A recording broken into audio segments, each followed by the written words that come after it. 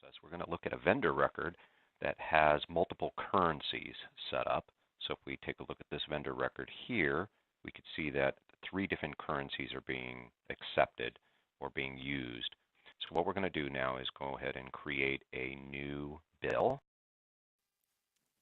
And in this case, we're going to say that the vendor is buying a Sweet World 2019 package in euros.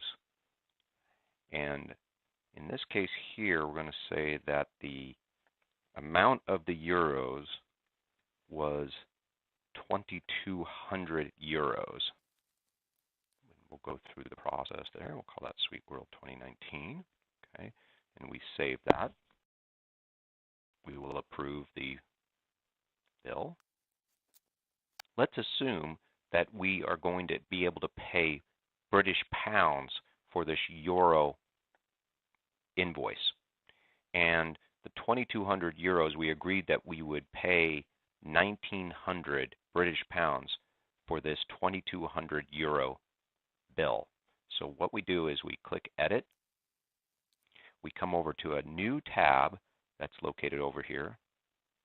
And we say, okay, what we're going to do is we're going to say upon save, we want to change the currency.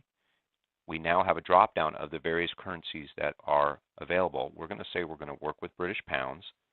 Then what the system's trying to do is saying, well, based on the spot rate of the current rate today, that would be 1,902 British pounds. But we're going to go ahead and say, no, we're going to do 1,900 and click OK on that. And then all we need to do is hit save.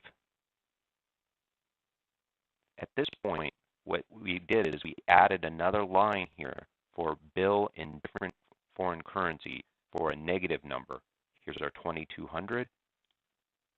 When we look at our foreign currency transaction converter, we can see that there is now a target bill on the other side. Let's go look. That jumped the currency boundary.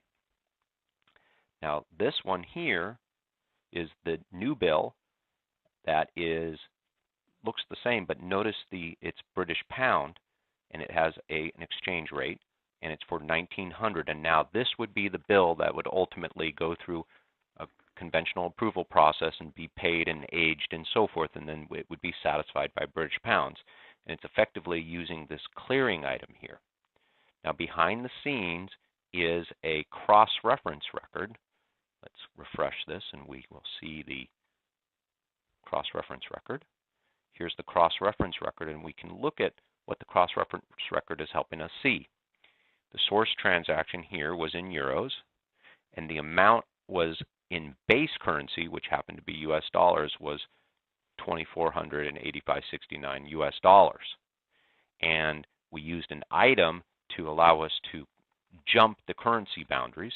So from there, our target amount is 1,900, which is our target British pounds, and we have now a target transaction, and it also has the same economic impact in USD, which is the base currency in the subsidiary, and thus it balances because the differences between the two are 0. If we go back to our source transaction, right, and look at the GL impact, and in this case what we have is we have the debit to the traditional expense, but we hit the credit to our clearing account. Let's go back to the transaction and look at the other bill and look at its GL impact. This is the target bill for the British pounds. Let's look at its GL impact. And this one has the traditional credit to AP, and this one has a debit to the clearing account, effectively making the clearing account 0.